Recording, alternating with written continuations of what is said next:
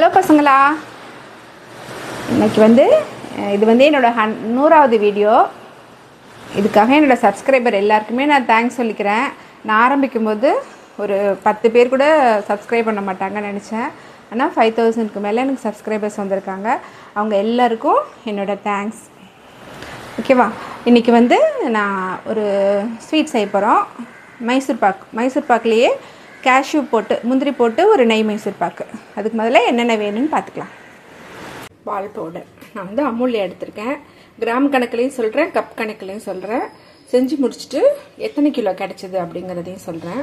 அதுக்கப்புறம் இது முந்திரி மைசூர் பாக்குங்கிறதுனால முந்திரி பருப்பு, அதுக்கப்புறம் சர்க்கரை, நெய், எண்ணெய், உப்பு, அப்புறம் கடலை மாவு. இவ்வளோ ஐட்டமும் நம்மளுக்கு தேவை. ஃபஸ்ட்டு இந்த முந்திரி பருப்பு இருக்குல்ல, இது பவுடர் பண்ணிக்கணும். எப்படின்னு பார்த்தீங்கன்னா, ரொம்ப ஃபாஸ்ட்டாக ஒட்டினீங்கன்னாக்கா அப்படியே மிக்ஸி ஃபுல்லாக ஒட்டிக்கும். அதனால் பல்ஸில் விட்டு விட்டு நீங்கள் எடுத்திங்கன்னா தான் இது பவுடர் ஃபார்மில் வரும். பாருங்கள், இந்த அளவுக்கு நம்ம பொடி பண்ணியிருக்கோம். ரொம்ப போட்டு அரைச்சிங்கனாக்கா ஆயில் பிரிஞ்சு வந்துடும். ஸோ இவ்வளோ போதும். அடுத்தது வெறும் எண்ணெய் சட்டியில் கடலை மாவு இருக்குது பார்த்தீங்களா, இதை போட்டுக்கலாம். கடலை மாவு போட்டு லைட்டாக சூடு வந்தால் போதும். சூடு வர வரைக்கும் வறுத்திங்கன்னா போதும். தொட்டால் அப்படியே சுல்லுன்னு சுடணும். அந்த சூட்டோட ஆஃப் பண்ணிடலாம் அடுப்பை.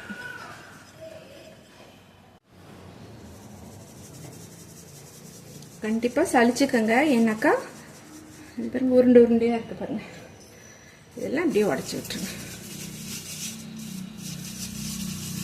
எல்லாம் இருந்ததுனாக்கா உங்களுக்கு மைசூர் பாக்கு சரியாக வராது. இப்படி உடச்சி விட்டுட்டிங்கன்னா அவ்வளோதான் முடிஞ்சிடுச்சு. க்ளீன். இப்போ இந்த சளிச்ச கடலை மாவில் ஒரே ஒரு பிஞ்சு சால்ட்டு போட்டுக்கோங்க. அதுக்கப்புறம் முந்திரி பருப்பு பொடிச்சு வச்சோம் இல்லையா, அதை போட்டுக்கோங்க. அடுத்தது பால் பவுடர் எல்லாத்தையும் போட்டு நல்லா மிக்ஸ் பண்ணிக்கோங்க. என்ன இருக்குனாக்கா, கடலை மாவு, வறுத்து சளிச்ச கடலை மாவு, ஒரு பிஞ்சு சால்ட்டு, பால் பவுடரு, அப்புறம் முந்திரி பருப்பு அரைச்சோம் இல்லையா அந்த பவுடர், எல்லாமே நல்லா மிக்ஸ் பண்ணிக்கோங்க. நான் எல்லா அளவுமே இந்த கப்பில் தான் நான் அளந்தேன். இதில் அரை கப்பு எண்ணெய், 1 கப்பு நெய் எடுத்திருக்கேன். அதில் பாதி நான் 3/4 கப்பு எடுத்திருக்கேன். எண்ணெயும் நெய்யும் மிக்ஸ் பண்ணி வச்சுருங்க. ரெண்டும் மிக்ஸ் பண்ணதை 3/4 கப்பை இதில் ஊற்றுறேன். அது நம்ம எடுத்து வச்சதில் 50% நம்ம இதில் சேர்த்துடணும். அடுப்பு எரியல, நம்ம இன்னும் அடுப்பு பற்ற வைக்கல. இது ஒரு பேஸ்ட் மாதிரி வரணும். நான் பாதி ஊற்றிருக்கேன், ஆனாக்கா திக்காக தான் இருக்குது. ஸோ இன்னும் கொஞ்சம் ஊற்றிக்கிறேன். இந்த மாதிரி கொஞ்சம் அப்படி இந்த கன்சிஸ்டன்சியில் இந்த பஜ்ஜி மாவு மாதிரி இந்த மாதிரி கரைச்சி வச்சுக்கணும். அடுத்தது சர்க்கரை பாகு எடுத்துடலாம். நல்ல வெயிட்டான ஒரு எண்ணெய் சட்டி எடுத்துக்கோங்க. அதில் கொஞ்சமாக ஒரு 1/4 டம்ளர் தண்ணி ஊற்றிக்கோங்க. தண்ணி ஊற்றிட்டு நம்ம சுகர் அதில் போட்டுடலாம்.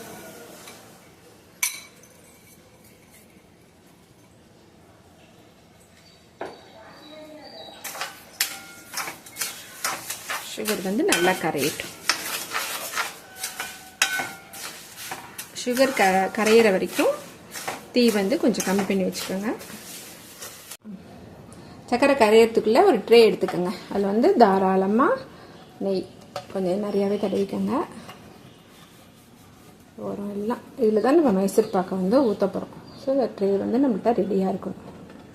பாருங்கள், பழம் பாருங்கள், இந்த மாதிரி லைட்டாக ஒரு கம்பி மாதிரி வருது, உடையுது பாருங்கள். இது அரை கம்பி பதம். இந்த கம்பி உடையாமல் இருந்துச்சுனாக்கா ஒரு கம்பி பதம். நம்மளுக்கு இந்த பதமே போதும். இப்போ என்ன பண்ணணுன்னாக்கா, நம்ம கரைச்சி வச்சோம் இல்லையா, இது ஊற்றும்.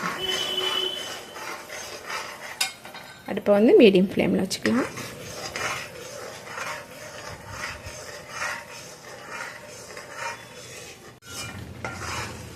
கண்டிப்பாக அடிகனமான எண்ணெய் சட்டி தான் வச்சுக்கணும். ஏன்னா முந்திரி பருப்பும் பால் பவுடரும் போட்டதால் டக்குன்னு போய் உட்காந்துரும், அடி பிடிக்க ஆரம்பிச்சிடும்.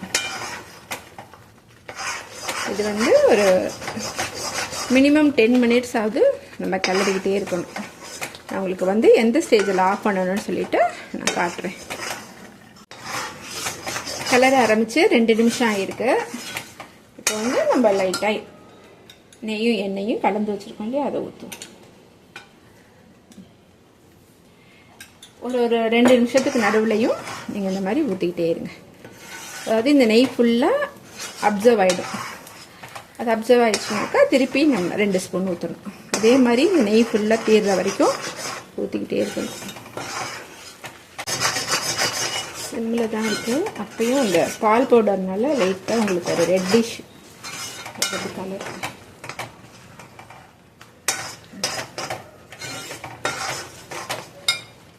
லைட்டாக பூத்து வர ஆரம்பிக்குது.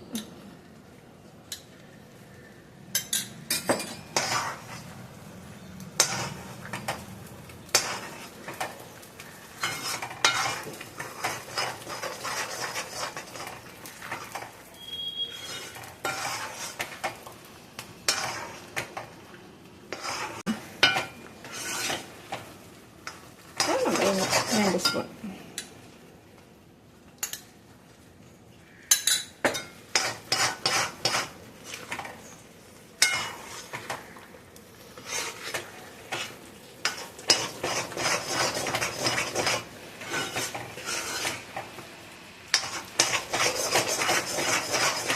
நான் உங்களுக்கு வந்து நார்மலாக இருக்கும்ல மைசூர் பாக்கு, ஓட்டை ஓட்டையா, அந்த மைசூர் பாக்கும் சொல்லித்தரேன்.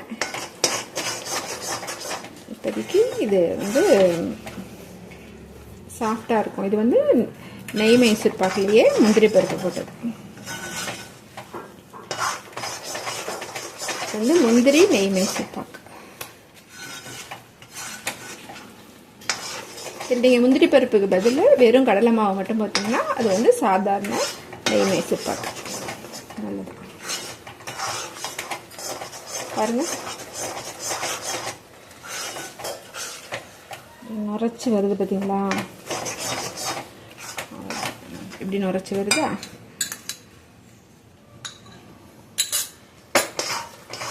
கொஞ்சமாக நெய் விட்டுருங்க. அவ்வளோதான் உங்களுக்கு. இது வந்து சாதா மைசூர் பாக்குனாக்கா நம்ம இந்த மாதிரி நுரைக்கிறது வந்து 3 வாட்டி நுரைச்சி 3ஆவது வாட்டி கொடுத்தீங்கனாக்கா இந்த ஓட்டை ஓட்டையாக சாதா மைசூர் பாக்கு கிடைக்கும். இது வந்து நெய் மைசூர் பாக்கு, அதனால் ரொம்ப நுரைக்க விடக்கூடாது. நுரைக்க ஆரம்பிக்கும் போதே இந்த கன்சிஸ்டன்சிலேயே நம்ம கொட்டிடலாம். தெரியுதா? தெரியுதா உங்களுக்கு? அப்படியே பொங்கி வருது பாருங்க. இந்த மாதிரி பொங்கி வரும்போது அடுப்பு ஆஃப் பண்ணிடுங்க. இதை வந்து நம்ம பாத்திரத்தில் கொட்டிடலாம். இப்படி பொங்குது பாருங்க.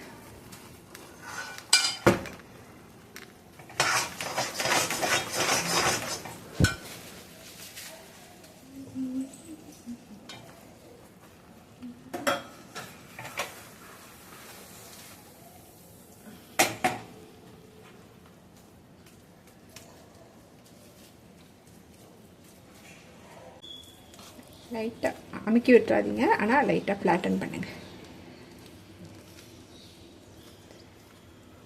இது வந்து நல்லா ஆறட்டும். ஆறுனதும் துண்டு போடும். எப்படியும் ஒரு 1/2 hour இது டச் பண்ணாதீங்க. இதுவே ஒரு ஷேப்புக்கு வந்து இப்படியே செட்டில் ஆகிடும்.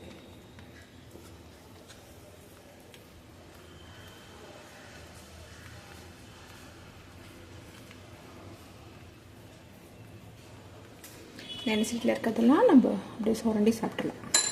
இதெல்லாம் சுரண்டி அதில் போடாதீங்க. நம்ம எடுத்து வச்ச நெய்யில் அந்த இவ்வளோ நெய் மிச்சம் இருக்குது. அதுக்குள்ளே நல்லா பொங்கி பதம் வந்துடுச்சு. ஸோ நான் இந்த நெய் மிச்சம் இருக்கிறத அப்படியே எடுத்து வச்சுட்டேன். இதை ஊற்றி வந்து ஒரு 20 minutes ஆகிடுச்சு. நம்ம இனிமேட்டுக்கு துண்டு போட்டுடலாம். இந்த மாதிரி ஒரு பட்டர் பேப்பர் எடுத்துக்கோங்க. அது வந்து இதை அப்படியே கவுத்து விட்டுருவோம்.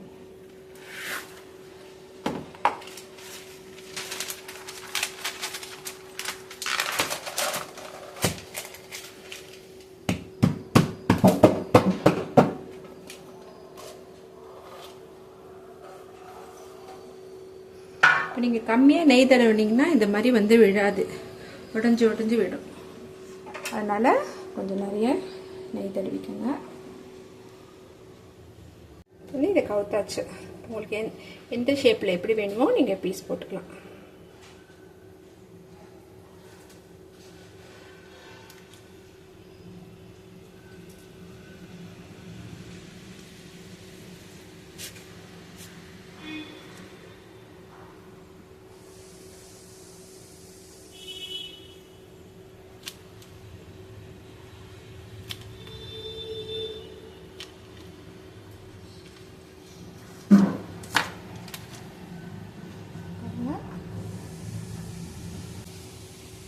எப்படி இருக்கு சாஃப்ட்னஸ் பார்க்கணுன்னாக்கா, இப்போ நான் வந்து ஒரு வாட்டி பொங்கும் போதே எடுத்துட்டேன். இதை நீங்கள் வந்து இன்னும் 2 வாட்டி பொங்க விட்டிங்கனாக்கா பொறுன்னு மைசூர் பாக்கு கிடைக்கும். ஓகேவா? இது வந்து அப்படியே வாயில் போட்டால் கரையும், அந்த மாதிரி மைசூர் பாக்கு.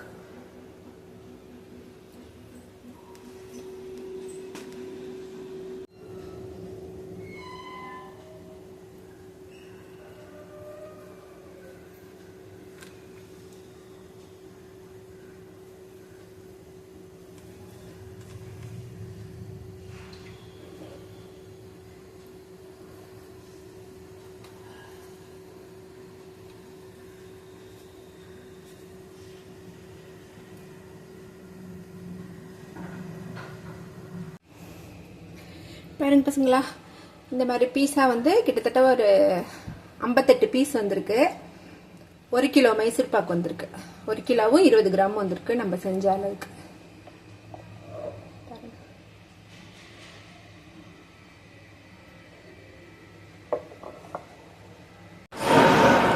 ஓகே பசங்களா, தீபாவளிங்கிறதுனால நான் உங்களுக்கு கொஞ்சம் கஷ்டமான கொஞ்சம் ஸ்வீட்ஸு காரம் அதெல்லாம் சொல்லி கொடுத்துட்டு இருந்தேன். இனிமேட்டுக்கு நம்ம ரெகுலராக ஈஸியான குக்கிங்லாம் பார்க்கலாம். Okay, happy cooking.